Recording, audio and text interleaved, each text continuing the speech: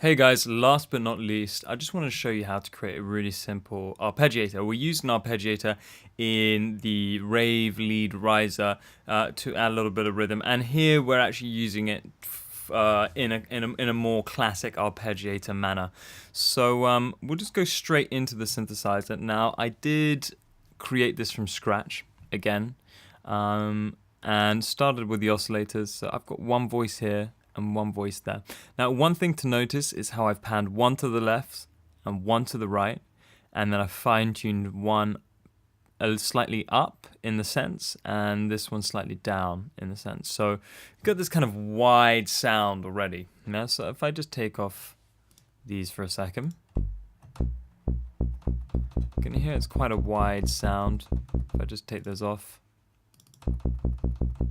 So what I'm doing here is I'm kind of trying to create that detune that this does, but I'm trying to do it myself. I mean, this isn't even active right now because we've only got one voice. I'm trying to do it myself, trying to emulate that, trying to get a bit more control, just showing you guys if you are using another synthesizer, you don't have a detune dial, how to do it. Okay, so I put a filter on, a little bit of modulation envelope, and a little bit of this LFO with the panning is great because it makes it even more stereo, moving side to side. And the reason I did that is take it out the stereo image. You know, you got so much going through the middle of the stereo image, i.e. your sort of kick, your clap, potentially your vocals, definitely your bass. So having things sort of panning from left to right can actually help you mix down tracks because you're giving everything else a little bit of space.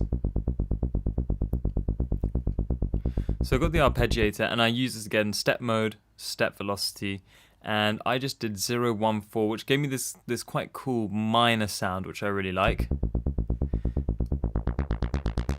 Now you could automate the cutoff if you want. I've got it at 1/16, okay? So 16 steps per bar, which is why it sounds a lot faster than that kind of than the rave lead riser that we were playing around with before. So, bit of distortion. I used a bit crush. I thought this was a bit more interesting, and I wanted to, you know, I wanted to mess up the sound a little bit more, so it wasn't too clean and perfect. This is the kind of thing that you could put something clean and perfect over, like a really nice lead, or something a little bit more melodic. I used a little bit of EQ to kind of brighten it up ever so slightly. And then check this out. So with the delay, I used the delay to kind of widen it and give it a little bit more life.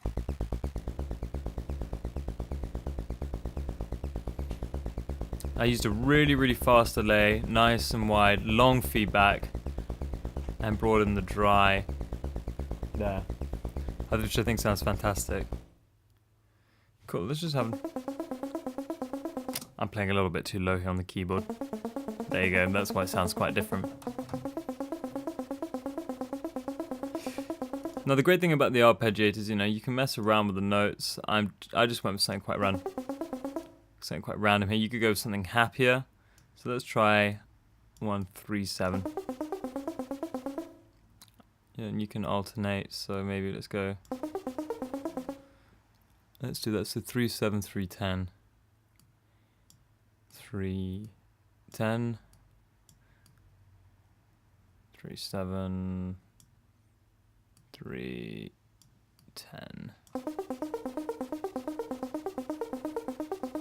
and use a modulation envelope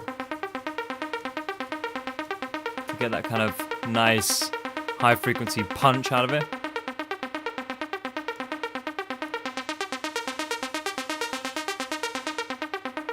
And then again, you know, that's great for adding rhythm, sounds super ravey.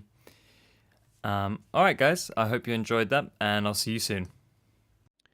Remember, at Sample Tools by CR2, we also offer a mix and mastering service. Just head over to www.sampletoolsbycr2.com, click on the mastering tab, and you'll find our range of services there.